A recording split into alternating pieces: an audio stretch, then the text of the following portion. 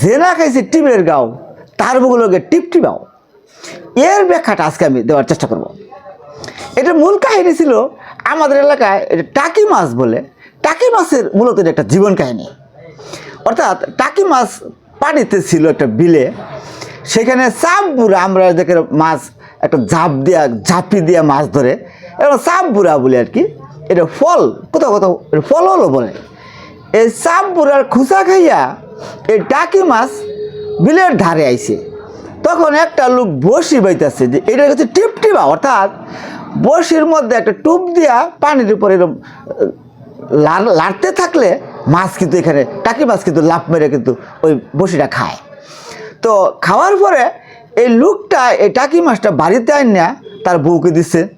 বউ এই মাছটা কাটছে, দুইটা যে কান্তা এগুলো কাটিয়া ছাই দিয়া ঘুইরা ছাই দিয়া ধরছে, পিচ্ছিল মাছ যেহেতু। ধরার পরে মাছটা কিছু কাটার পরে কোনো একটা কারণে মাছটা উঠানে রেখে গড়ে দিতে হয়েছে। হঠাৎ করে সিলে করছে কি এই মাছটা নিয়ে গেছে, নিয়ে তার যে বাসা, সেই বাসার এখানে বাসাত রাখছে।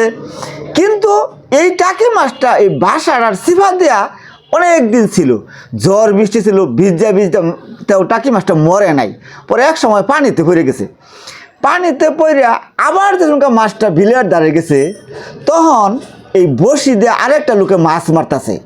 তখন তাকে এই বলছিল, ছাইয়ে লডো বডো দুই কান বুসা, 6 মাস আগে খাইছি ফলর খুসা, 3 মাস ছিলাম আমি সিলের পাও, জেনা খাইছে টিপের গাও তার বুগুলো গিয়া টিপটিপাও। অর্থাৎ বলছে আমার সামনে আর টক গাইও না, এরকম করে এই মাছ এই টক গানির বসি খাইয়াই আমার এই কষ্ট হয়েছিল।